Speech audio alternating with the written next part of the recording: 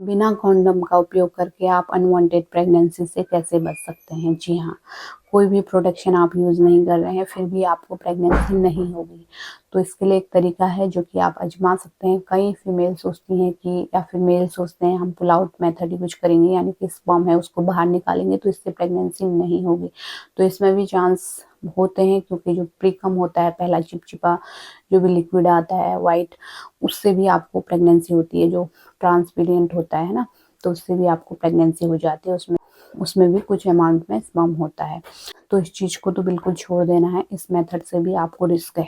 हम जान लेते हैं कि क्या है वो तरीका जिससे कि आप अनवांटेड प्रेगनेंसी से बच सकते हैं। तो देखिए, आपको अपने जो ओव्यूलेशन डेट है वो पता होनी चाहिए। तो ओव्यूलेशन डेट में आपको रिलेशन नहीं बनाना है, यानी कि ओव्यूलेशन टाइम पे प्रोटेक्शन का यूज़ करना है। और ओव्यूलेशन से 4-5 दिन पहले। ओव्यूलेशन से 4-5 दिन पहले क्यों? क्योंकि उस टाइम पे, क्योंकि स्पर्म जो है वो 4 से 5 दिन तक जीवित रह सकता है। तो ओव्यूलेशन से 4-5 दिन पहले भी रिलेशन मत बनाइए, क्योंकि उस टाइम पे आप बिना कॉन्डम के रिलेशन बनाएँगे तो वहाँ पे जो स्पर्म है वो अंदर चले जाएँगे, 4-5 दिन तक जीवित रहेंगे और फिर आपका ओव्यूलेशन आ जाएगा, टाइम आ जाएगा तो वहाँ पे आपको प्रेगनेंसी हो जाएगी।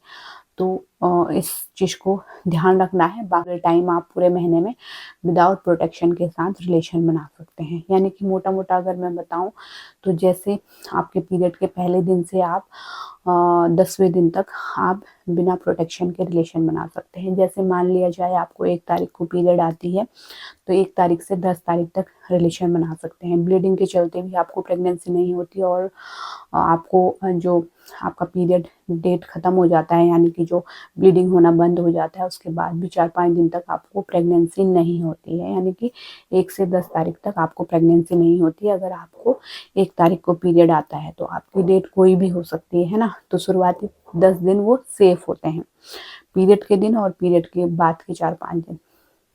दूसरा, बीच के जो 10 दिन आते हैं 11 से लेके 20 तारीख तक, ये मोस्ट फर्टाइल विंडो होती है। यहाँ पे आपका ओव्यूलेशन होने का टाइम होता है।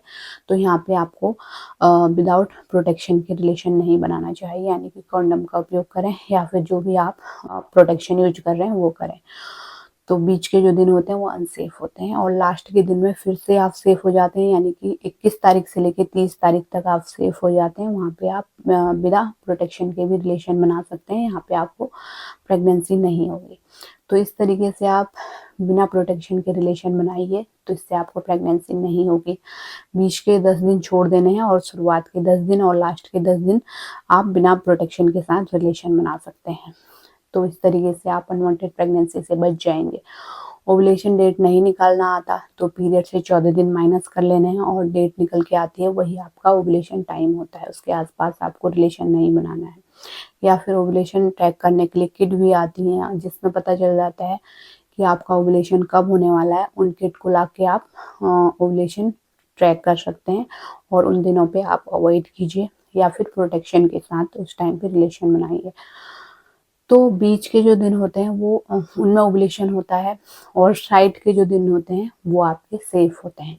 तो उनमें आप बिना कॉन्डम के भी रिलेशन बना सकते हैं। तो इस तरीके से भी काफ़ी महिलाएँ प्रेग्नेंट होने से बच जाती हैं।